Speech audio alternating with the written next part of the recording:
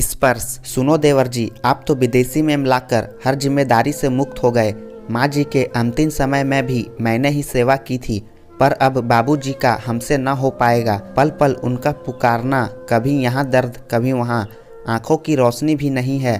अब आपके भैया तो सुबह निकल जाते हैं और देर शाम आते हैं। बच्चे पढ़ाई में लगे रहते हैं। मैं अकेले कैसे संभालती हूँ, सब मुझे ही पता है। हाँ भाभी, मुझे पता है आपने सब कितने अच्छे से संभाला है। मैं बात करता हूँ आपकी देवरानी से।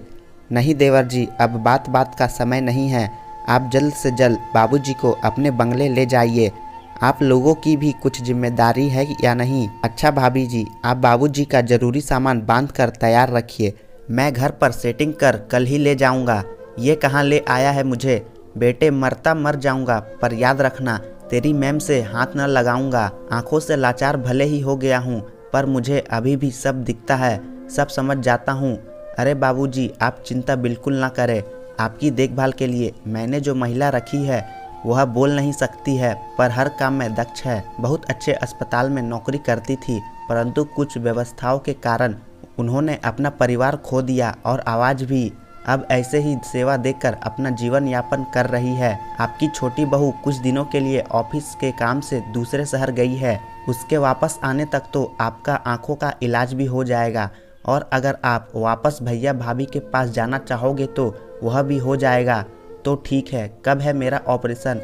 बाबूजी, कल ही डॉक्टर से बात कर आपको बताता हूँ। ठीक है बेटा।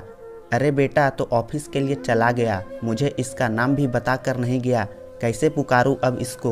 बेटी तुरंत ही एक हाथ में उनके चरण स्पर्श किए। खुश रहो, खुश रहो। बेटा, ऑफिस जाने से पहले तुम्हारा नाम बताना तो भूल ही गया और तुम बोल ना पाओगी। आज से मैं तुम्हें बेटी कहकर ही बुलाऊंगा, ठीक है ना? महिला ने बाबूजी के दोनों हाथ अपने सिर पर रखकर सहमति दी। अब तो बेटी बाबूजी का गजब रिश्ता बन गया। बाबूजी के कुछ भी मांगने से पहले सब समय से हाजिर रहता। बाबूजी भी उसको अपनी बेटी मानकर उससे बात करने लगे। हफ्ते भर बाद आंखों का ऑपरेशन भी हो गया।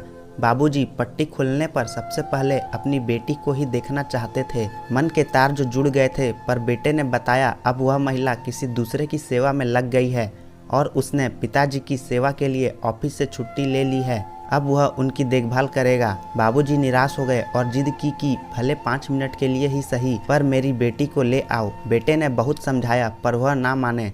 बेटा बोला ठीक है, लेकर आता हूँ। वह चिंतित होकर चला जाता है। डॉक्टर साहब बोले, आप बाबूजी के साथ रुके, मैं एक राउंड लगाकर बाकी मरीजों को देख कर आता हूँ। इतने में बाबूजी पानी मांगते हैं और साथ रह गई नर्स उसको पानी का गिलास पकड़ाती है। कुछ देर बाद बेटा महिला को लेकर आता है।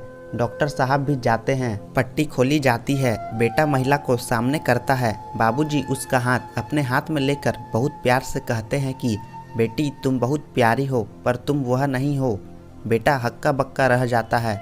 बाबूजी पास खड़ी नर्स को बुलाता है और उसके दोनों हाथ अपनी आंखों पर रख कर कहते हैं, मेरी आंखों की रोशनी ही नहीं, मेरे नज़रिए को भी ठीक करने के लिए तुम्हारा शुक्रगुजार हूँ। सब कुछ भूल सकता हूँ, पर तेरा ममता भरा स्पर्श नहीं।